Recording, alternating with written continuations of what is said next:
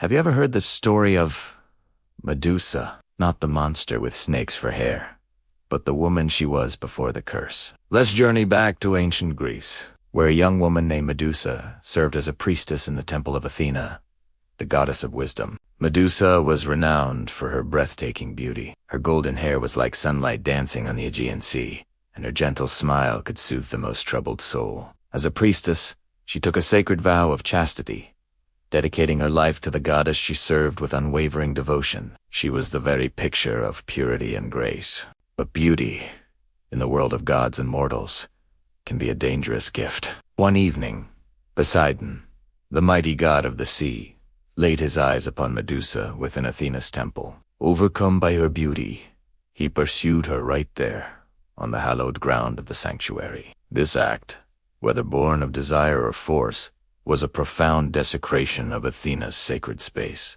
When Athena discovered what had transpired, her fury was swift and absolute.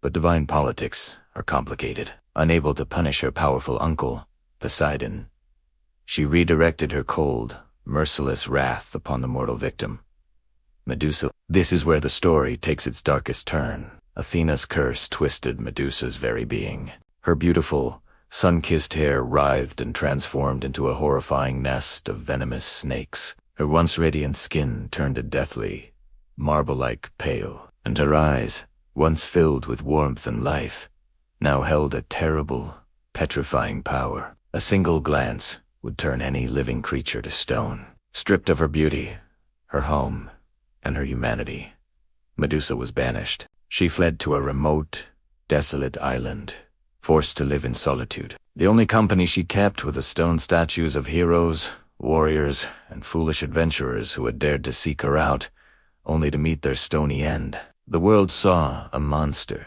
a terrifying gorgon, but hidden beneath the hissing serpents and the deadly gaze was a heartbroken woman, cursed for a crime she did not commit, and utterly, tragically misunderstood. Years later, a new chapter began with the arrival of the hero Perseus, the demigod son of Zeus. His quest, assigned by a jealous king, was to bring back the head of Medusa. But he wasn't alone.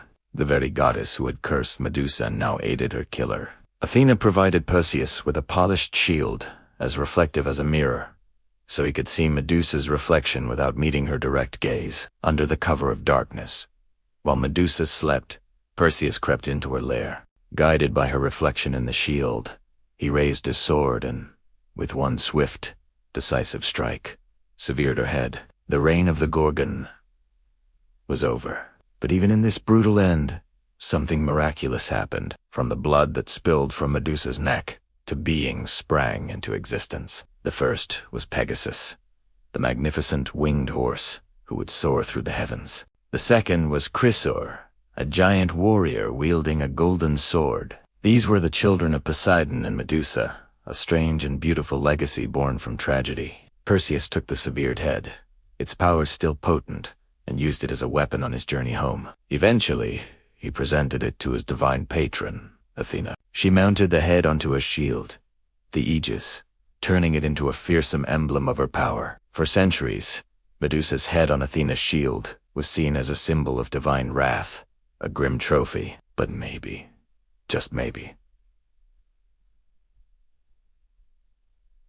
there's another way to see it. Perhaps Athena kept it not just as a weapon, but as a complex reminder. A reminder of a woman wronged, of power forged through immense suffering, and of a story far more complicated than just a simple tale of a monster. Medusa's story forces us to ask, who was the real monster? Thank you so much for watching and exploring this myth with me. If you enjoyed this deep dive into history and mythology, please hit that like button, subscribe to the channel, and ring the bell so you don't miss our next story. See you next time.